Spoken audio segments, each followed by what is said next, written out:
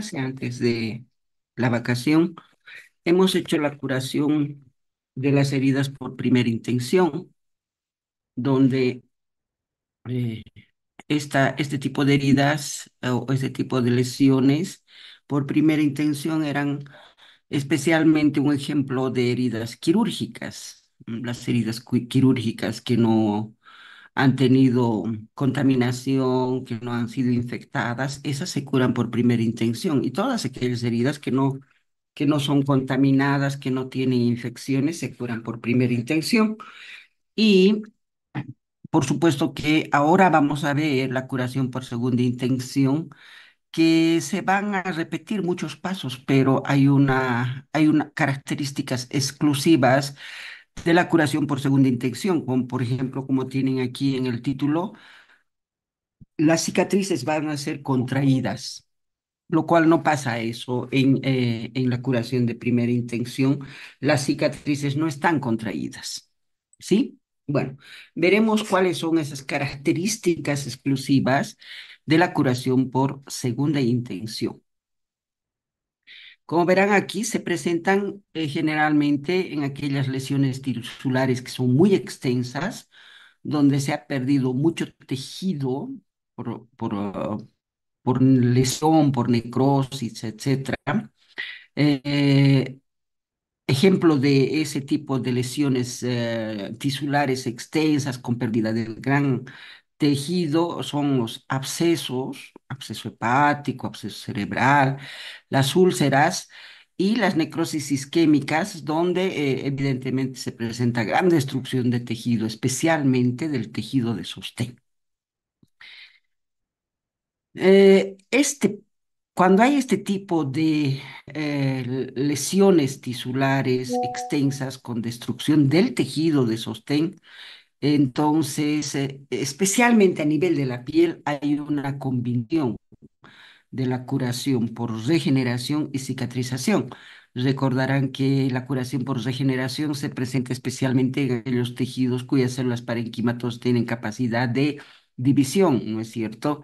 Ejemplo, el tejido epitelial. No se olviden que todos los órganos y los tejidos presentan un revestimiento epitelial que nos separa la parte interna de la parte externa, donde estamos sometidas siempre, ¿no es cierto? Un ejemplo de esas, por ejemplo, epitelio que nos reviste es la epidermis, cuando estamos hablando de la piel. No sé en que la piel está constituida por epidermis y dermis, que es el tejido conjuntival. ¿No es cierto? Entonces, este tejido, el tejido epitelial, por supuesto que va a curar por regeneración. Las células epiteliales se van a dividir y van a ir repoblando a las células que han sido eliminadas porque han estado lesionadas o porque han estado necróticas. Y luego tenemos el otro tipo de curación por sustitución, que es reemplazar a las células parenquimatosas de los tejidos que han sido lesionados, que han entrado en necrosis, por tejido fibroso, ¿no es cierto?, que se va a formar la cicatriz. Entonces, vamos a ver estos dos tipos de curación en las curaciones por primera y por segunda intención. En la primera intención también se ve la regeneración y la cicatrización. En la segunda intención, curación por segunda intención, también se ve lo mismo. ¿Mm? Ahora, ¿cuáles son los pasos para la curación por segunda intención? Igual que en la de primera intención. Primero, si hay un tejido necrótico, ¿cómo va a reaccionar el organismo? Va a reaccionar con una reacción inflamatoria, ¿no es cierto? La reacción inflamatoria acá en la curación de segunda intención va a ser intensa porque estamos hablando de gran extensión de tejido que se pierde. Hay pérdida de una extensión considerable de tejido. Entonces, la reacción inflamatoria también va a ser intensa. Y como es gran tejido que se pierde, necrosis, lesionados, etcétera, entonces va a haber también un abundante tejido de granulación que se forma. Mm. En la de primera intención también se forma tejido de granulación. porque primero se presenta la lesión en la incisión quirúrgica, en este caso en este tipo de lesiones extensas, en abscesos. Entonces el tejido adyacente reacciona con una reacción inflamatoria, elimina todos los desechos y tiene que ser, ese espacio tiene que ser rellenado por un nuevo tejido y es el tejido de granulación. Recordarán que el tejido de granulación es un tejido altamente especializado que se caracteriza porque está formado por un 90% de vasos sanguíneos, de pequeñitos, neoformados. ¿No es cierto? Y casi no tiene fibras colágenas. Recién empiezan a aparecer las fibras colágenas a partir del segundo o tercer día. Y también se caracteriza este tejido de granulación porque es un tejido fibroconectivo altamente vascularizado y laxo por el edema intersticial que existe, porque estos vasitos de neoformación son vasitos que no han madurado y los espacios interendoteliales son bastante amplios y eso permite que el plasma sanguíneo filtre hacia el espacio intersticial. Por eso este tejido de granulación es muy laxo. Por supuesto que con el tiempo va a ir apareciendo la acumulación de matriz extracelular. ¿M? Entonces, hay mayor cantidad de fibras colágenas tipo 3 que van apareciendo en esta área donde se está formando eh, la cicatriz. ¿No es cierto? Entonces va a aparecer mayor cantidad de fibras colágenas tipo 3 que nos va a llevar a una fibrosis intersticial. ¿M? Y ese sería el ejemplo de curación por sustitución, donde el tejido anterior se está sustituyendo por tejido con fibro conectivo por fibras colágenas, ¿no es cierto? Y esa es la famosa curación por sustitución que nos va a dar como resultado una cicatriz. Pero todo esto ocurre también en la curación de primera intención. Lo que no ocurre en la curación de primera intención es que hay acá dice en el cuarto paso, hay posterior contracción de la cicatriz. Eso no existe en la curación por primera intención. Es una de las características de la curación por segunda intención, la contracción de la cicatriz. Esta contracción de la cicatriz es por la presencia de los miofibroblastos. Son fibroblastos, pero que tienen una función de contracción, por eso se dice miofibroblastos. Son fibroblastos, pero con funciones casi de músculo, porque se contraen, ¿sí? Entonces, esa contracción de las cicatrices es por la presencia de los miofibroblastos que actúan casi como las fibras musculares, siendo fibroblastos.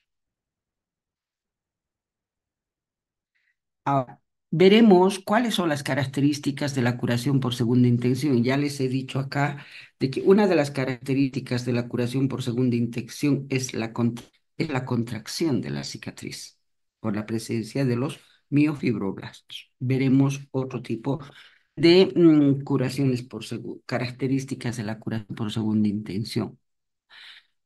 Ya les he dicho también que hay una pérdida extensa de tejido para que podamos hablar de la curación por segunda intención.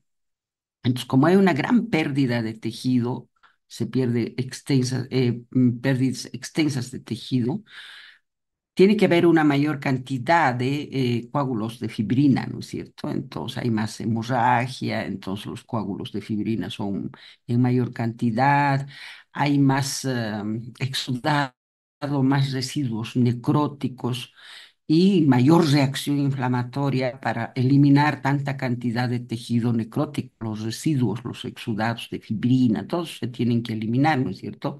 Entonces, como hay mayor reacción inflamatoria, va a haber mayor cantidad de tejido de granulación para rellenar estos espacios, que son espacios muy grandes para poder que se han lesionado, que se han necrosado y se tienen que curar. Entonces, por eso que hay mayor cantidad de tejido de granulación y mayor masa de tejido de cicatrización también. Se dice que al principio se forma una matriz provisional que contiene fibrin, plasma, fibronectina y colágeno tipo 3. ¿Sí? Eso más o menos, este tipo de tejido que tiene gran cantidad de fibrilina, plasma, fibronectina y fibras colágenas tipo 3 más o menos son las primeras semanas que aparecen este tejido reemplazando al tejido de granulación. A las 2 semanas, el colágeno es de tipo 1, muy denso, con fragmentos de fibrinas elásticas, anexos cutáneos destruidos y epidermis normal. Ustedes se darán cuenta que las cicatrices no tienen anexos cutáneos. Las cicatrices carecen de vellos, carecen de glándulas sebáceas, ¿no es cierto? Pero en la cicatriz no quiere decir que no existe epidermis. Por supuesto que hay epidermis. ¿Ah? Lo que no existe son los anexos cutáneos porque se van destruyendo en este tejido necrótico abundante que se presenta. Al terminar el mes, esta cicatriz es un tejido fibroconectivo avascular, cubierta por epidermis normal, dice. ¿Por qué este tejido, las cicatrices, todas las cicatrices por primera intención o por segunda intención, son avasculares? Porque a medida de que la proliferación fibroblástica que se presentan en este tipo de curaciones, eso significa que hay muchos fibroblastos y estos fibroblastos secretan gran cantidad de fibras colágenas tipo 3 que van secretando al espacio donde se está formando la cicatriz. Entonces, estas fibras colágenas tipo 3 van a empezar a estrangular a los vasos sanguíneos del tejido de granulación. No se olviden que decimos el tejido de granulación con el tiempo es sustituido por tejido fibroso, decimos. ¿Eso qué significa entonces? Aparecen fibras colágenas en mayor cantidad, estas fibras colágenas tipo 3, y van estrangulando a los vasos sanguíneos. Y estos vasos sanguíneos que son estrangulados entran en necrosis isquémica y después son eliminados. Así es como desaparecen los vasos sanguíneos. Cuando estamos hablando de una cicatriz madura, de una cicatriz bien formada, es un tejido fibroso avascular. Por eso es que las cicatrices son blancas, diferente al resto del tejido, porque son avasculares y ya saben por qué son avasculares, porque las fibras colágenas estrangulan a los vasos sanguíneos, las hacen entrar en necrosis química, son eliminados y de esa manera desaparecen los vasos sanguíneos. Ahora bien, toda cicatriz tiene pues su cubierta de epitelio, la epidermis. Entonces, cuando decimos que la curación por segunda intención es combinación de la curación por sustitución y la curación por regeneración. La epidermis, por ejemplo, va a curarse por regeneración. Eso significa que las células basales que se encuentran en la epidermis son las que se van a estimular y van a dividirse hasta cubrir la primera capa, completamente la primera capa, la basal, y después recién hacia arriba van a tener que ir madurando hasta completar el espesor de la epidermis. Así es como se cura. Eso se llama curación por regeneración. Y por debajo el tejido conjuntival se está curando por sustitución. ¿Por qué? Porque están apareciendo la famosa cicatriz, la fibrosis intersticial. Ahora, en este tipo de curación por segunda intención, donde todo es más tejido de granulación, más fibrosis, etcétera, hay contracción de la cicatriz. Esa es una característica importante de la curación por segunda intención, que son cicatrices contraídas. Cuando vean una cicatriz que tiene contracción, quiere decir que ha sido una herida contaminada, una herida muy grande que se ha curado y esa cicatriz se ha contraído. ¿Por qué se contrae el tejido cicatrizal? Por la acción de los miofibroblastos, que los miofibroblastos generalmente aparecen y ayudan a cerrar, a aproximar los bordes de las heridas.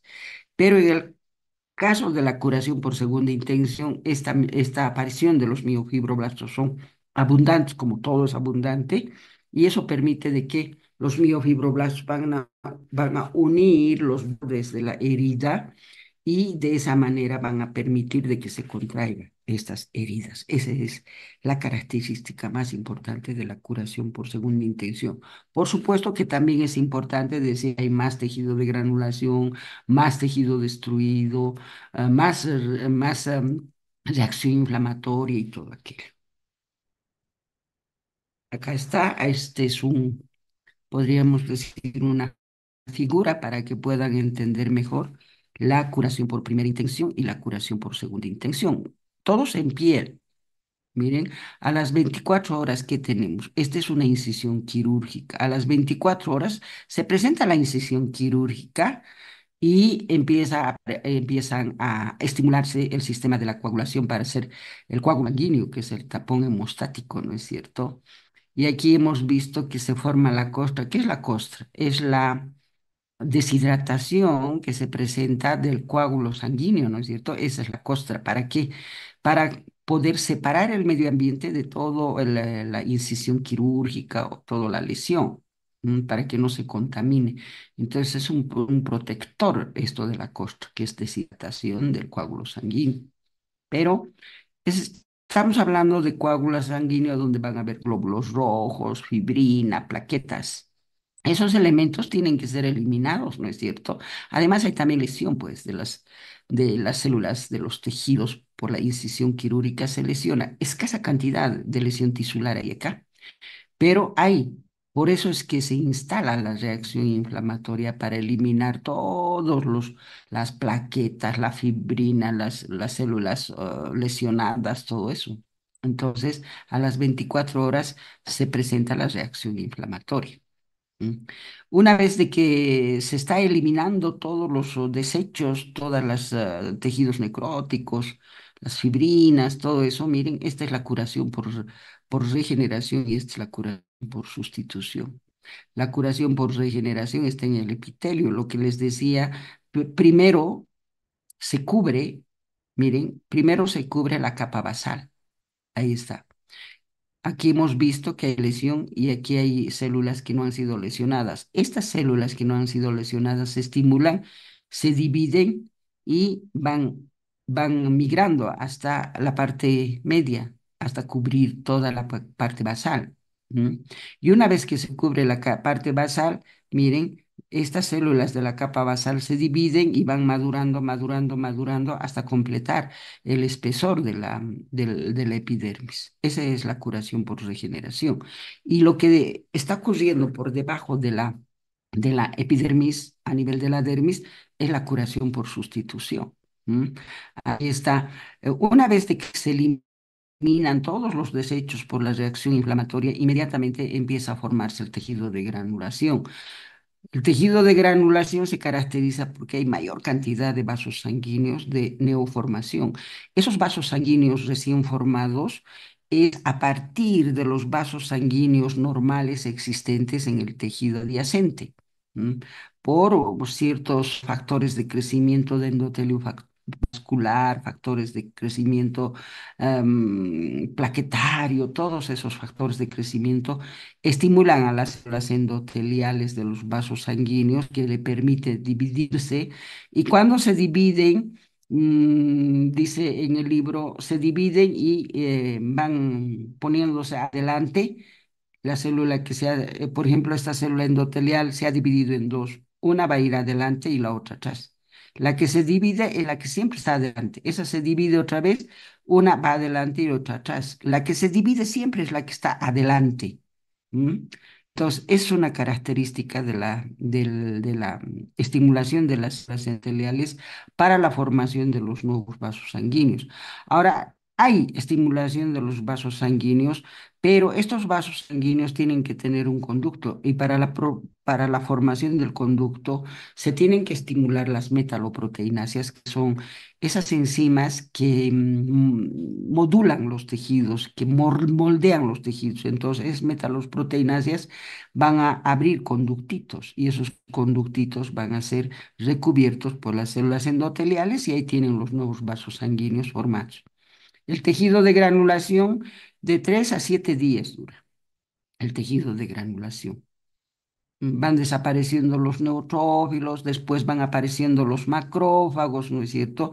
Fibroblastos, también hay una estimulación de los fibroblastos, hay una proliferación fibroblástica de los fibroblastos que se encuentran en el tejido adyacente, esos proliferan y van a ir migrando hacia el lugar donde tienen que formar el tejido de granulación, que después va a ser reemplazado este tejido de granulación por fibrosis. Aquí se ve el tejido de granulación por la formación de estos vasos sanguíneos.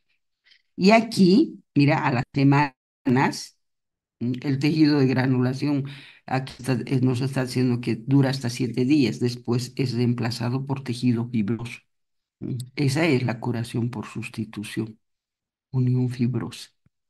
Esa es la curación por primera intención. Como verán, acá no hay contracción de la herida. Vayamos a la curación por segunda intención. Miren, la lesión tisular es mucho más amplia. Hay mayor destrucción tisular. Pero igual van a haber los mismos pasos para la curación. Va a haber formación del coágulo para cohibir la hemorragia, coágulo hemostático. Va a haber contracción o deshidratación del coágulo sanguíneo en la parte periférica, que es la costra, para tratar de separar este tejido lesionado del medio externo, del ambiente. Y tenemos también igual la reacción inflamatoria para poder eliminar los coágulos, las fibrinas, para poder eliminar los tejidos necróticos. Entonces aquí hay mucho mayor reacción inflamatoria, ¿m? Que dura igual como estos, ¿m? 7 días así. No, la reacción inflamatoria aguda dura 2 días, ¿no es cierto? Y después viene la curación por regeneración. Miren, la curación es igualito que acá, únicamente que es más extenso, pero igualito se cura. ¿M? El problema es que aquí hay contracción del tejido y aquí hay contracción de la cicatriz. Miren, está contraída la cicatriz. Acá está la formación del tejido de granulación, que son cualquier cantidad de vasos sanguíneos. Hay más vasos sanguíneos que fibras colágenas. ¿M? Con reacción inflamatoria todavía tenemos neutrófilos, macrófagos, todo eso, ¿no es cierto? Y aquí tenemos ya nos estaba representando la curación por regeneración con contracción de la cicatriz. Y aquí nos está representando la formación de la cicatriz, de ese tejido fibrótico. ¿M? Gracias a la presencia de los miofibroblastos es la cicatrización. Acá también hay presencia de miofibroblastos, pero escaso, porque los miofibroblastos, ¿qué hacen? Se contraen para que los bordes de la herida se acerquen más. Si bien los puntos incisionales acercan el borde de las heridas, pero los miofibroblastos son escasos aquí, también ayudan a acercar. En cambio, aquí hay mayor cantidad de miofibroblastos para que puedan acercar este borde con este borde que es mucho más amplio. Entonces hay mayor presencia de miofibroblastos y cuando se está formando la cicatriz, por supuesto que hay una contracción de la herida de la cicatriz. Bien. No solamente tenemos que hablar de las diferencias de la actuación por primera y por segunda intención, sino también tenemos que ver que la resistencia que tienen los tejidos cicatrizales no es la misma que de un tejido normal. ¿Y en qué consiste la resistencia de las heridas? A la semana, la resistencia de las heridas suturadas es del 10% con relación al tejido normal. ¿M? Al mes la resistencia aumenta por presencia de la gran cantidad de colágeno. El colágeno, cuando se está formando, no es tan resistente. Tienen que formarse los enlaces cruzados, paralelos, todo eso, para que el colágeno sea resistente. Pero nunca los tejidos cicatrizales alcanzan el 100% de la resistencia del tejido normal. Solamente alcanza hasta un 70% de la resistencia de un tejido normal y a los 13. ¿M?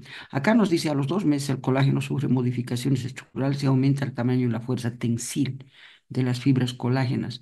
Cuando hacíamos célula normal, veíamos cómo las fibras colágenas adquirían las fuerzas tensiles normales que tienen los tejidos normales. Es a partir de la formación de los enlaces cruzados, ¿no es cierto? Y eso le da la fuerza tensil de los colágenos. Entonces, pero estas cicatrices no tienen la resistencia tensil normal 100% de los tejidos, sino llega hasta el 0% a los 3 meses. Cuando ese tejido cicatrizal alcanza 70% de la fuerza tensil, se dice que es una cicatriz ya completamente madura y final. Ahora, estamos hablando de cicatriz, pero en las curaciones de la piel, ahí decimos cicatriz, ese tejido fibroso avascular. En cambio, en los órganos internos no vamos a decir cicatriz, decimos fibrosis. Por eso aquí pongo fibrosis de órganos parenquimatosos, de los órganos internos. La fibrosis es el exceso de depósito de colágeno y otros componentes de la matriz extracelular en los órganos internos. Este proceso ocurre en la curación de los tejidos durante la inflamación crónica, donde hay pérdida de tejido y causa disfunción orgánica. Eso es importantísimo. Hay una disfunción orgánica cuando estamos hablando de este tipo de curación por segunda intención en los órganos internos. Claro, como hay abundante tejido necrótico, entonces la reacción inflamatoria aguda a veces no puede eliminar todo el tejido y cuando pasan los 2 días de la reacción inflamatoria, esa se convierte en inflamación crónica. Entonces, nos está diciendo aquí que estos tejidos que han sido destruidos en gran cantidad van a acompañarse de una inflamación crónica. Sí, con gran destrucción de tejido, con contracción de la cicatriz, todo eso. El mecanismo, la principal citosina implicada en la fibrosis es el factor de crecimiento transformante beta. ¿Se acuerdan cuando hemos hecho la estimulación de los macrófagos tipo A, tipo 1, tipo 2? El macrófago tipo 2 era ese macrófago que sintetizaba factor de crecimiento transformante beta, ¿sí? Y que es, miren, aquí está, por macrófagos tisulares M2.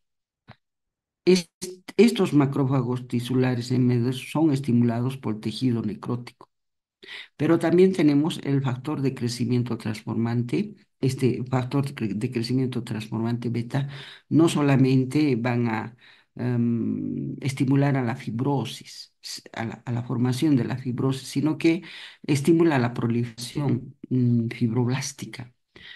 Ustedes saben muy bien que hay una estimulación de los fibroblastos, hay una proliferación fibroblástica, mayor cantidad de fibroblastos, y los fibroblastos son los que sintetizan y secretan las fibras colágenas tipo 1, tipo 2, tipo 3, dependiendo en qué tejido están los fibroblastos. Aquí estamos hablando del tejido intersticial. ¿M? Entonces, por eso que hablamos de las fibras colágenas tipo 3. Ahí está. Ahora, evidentemente, cuando estamos hablando de la cicatriz, de la fibrosis, de los órganos internos, más que todo de los pulmones y de los riñones, en cualquier órgano, en el hígado también, por ejemplo, cuando hay un absceso hepático, ahí hay una destrucción del tejido de sostén. O sea, estoy hablando de las fibras colágenas. Ese es el tejido de sostén, ¿no es cierto?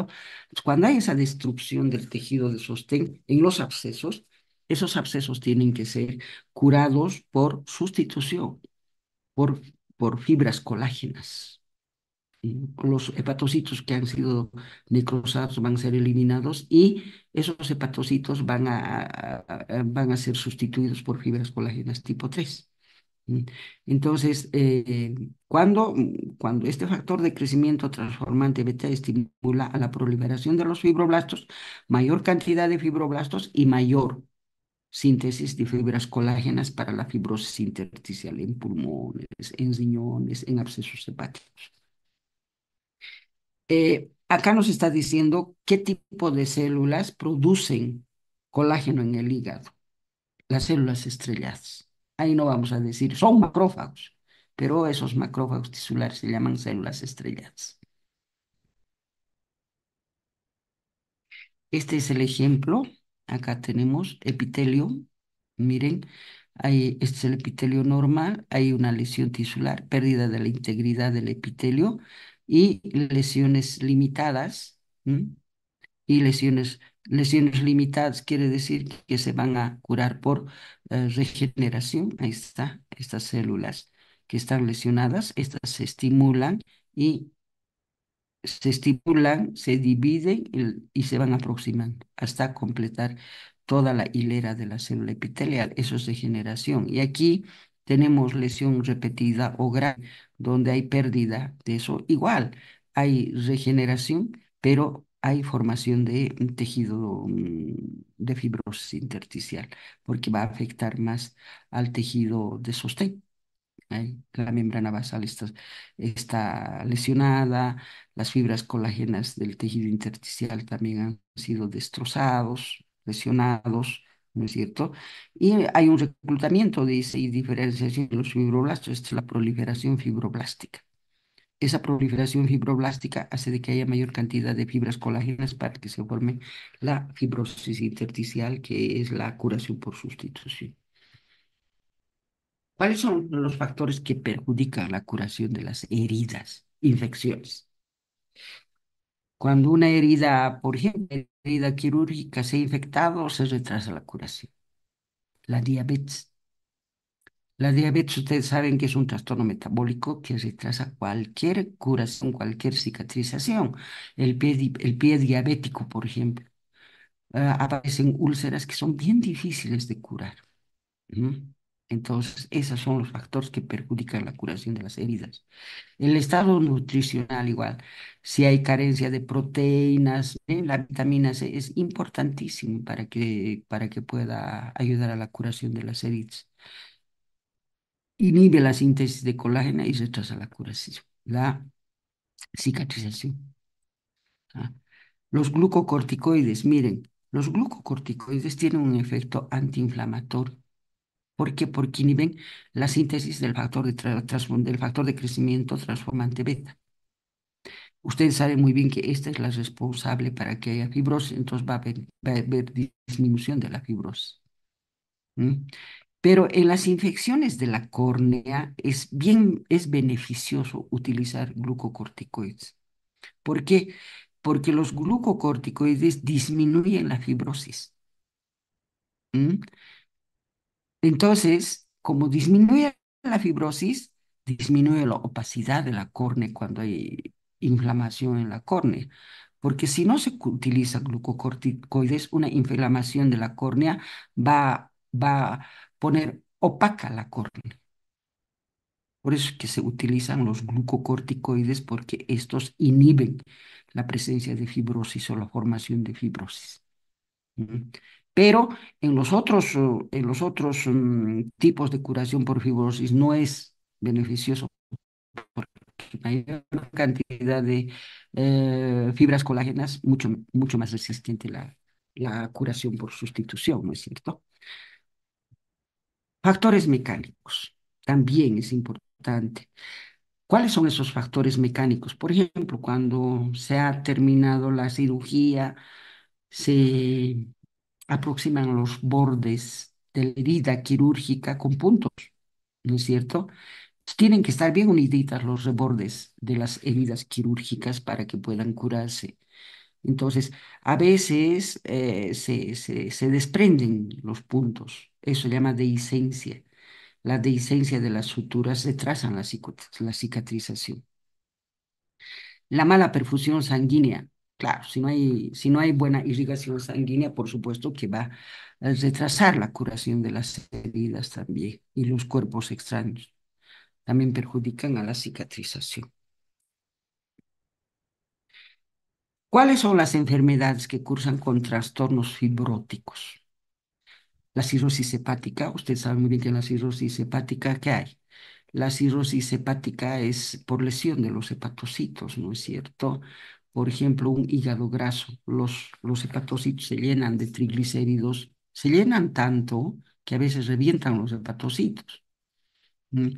Y esos hepatocitos pues tienen que ser eliminados por una reacción inflamatoria y como hay destrucción del tejido de sostén, entonces se va a curar por sustitución y ahí aparece la cirrosis hepática, ¿m? Que son tejido fibrótico en el hígado. Esa es la cirrosis hepática, fibrosis intersticial, la esclerodermia.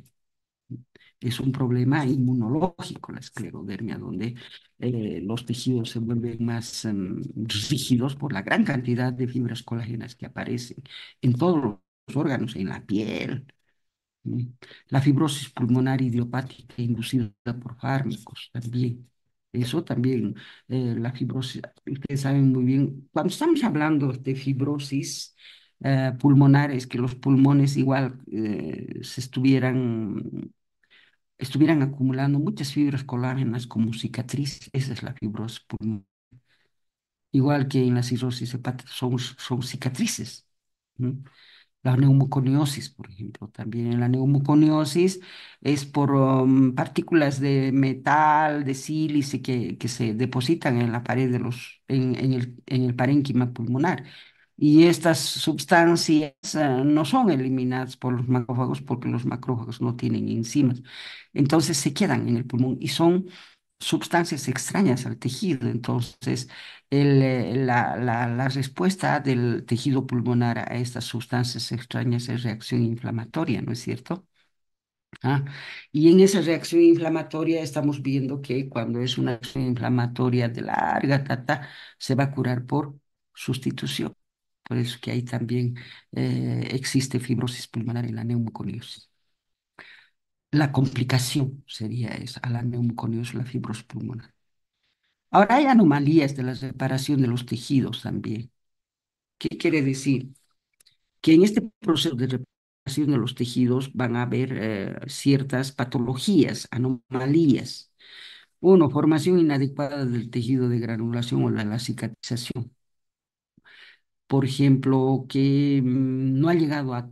Ustedes saben muy bien que la fuerza tensiva de las cicatrices no llegan a ser al 100%, son el 70% nomás. Entonces, pueden haber separación de las heridas quirúrgicas, eso se llama dehiscencia de las heridas, o pueden ulcerarse también las heridas. Entonces, esas son complicaciones, ¿no es cierto? Formaciones inadecuadas del tejido de granulación nos va a llevar a ese tipo de complicaciones, dehiscencias de las heridas, ulceraciones. O puede ser que haya una formación excesiva de los componentes que participan en el proceso de reparación. ¿Ah? Mayor cantidad de fibras colágenas, por ejemplo. Entonces, una cicatriz hipertrófica. A eso se llama cuando la cicatriz es muy exagerada, los famosos queloides, que sobresalen la superficie normal de la piel, por ejemplo. ¿No es cierto? Esa es una formación excesiva de los componentes de la reparación, los componentes del proceso de reparación, los queloides. O puede haber una proliferación excesiva de los fibroblastos. A veces hay una proliferación tan grande de los fibroblastos que nos podemos confundir con tumores benignos, los tumores desmoides o fibromatosis agresiva, ¿sí? Que no son tumores malignos, son tumores benignos, pero es la exagerada proliferación de los fibroblastos cuando se está realizando cuando se está produciendo los procesos de cicatrización. Entonces, más fibroblastos de lo normal, nosotros podemos confundirnos con tumores benignos, tumores malignos, porque este tumor desmoide o la fibromatosis agresiva es, como dice su nombre, agresiva, ¿no es cierto? Ahí vamos a ver cualquier cantidad de fibroblastos, muchos fibroblastos. Ahí se llama fibromatosis agresiva. Y otras de las complicaciones o anomalías del proceso de reparación, la contracción de una herida, una característica de la cicatrización por segunda intención. Es esta contracción de las heridas, les decía que es por la contracción exagerada de los miofibroblastos, ¿no es cierto? Hay una contractura y formación de lo que nosotros llamamos la deformación de las heridas y de los tejidos circundantes. Generalmente estas contracturas de las heridas, porque son muy aparatosas, con mucha complicación, se ven en las quemaduras graves, ¿sí? Y también tenemos de que este tipo de formación de tejido cicatrizal exagerados en las articulaciones nos va a dar una complicación que eh, se va a disminuir los movimientos de las articulaciones, ¿no es cierto? Especialmente este tipo de complicaciones aparecen en aquellos pacientes con quemaduras graves.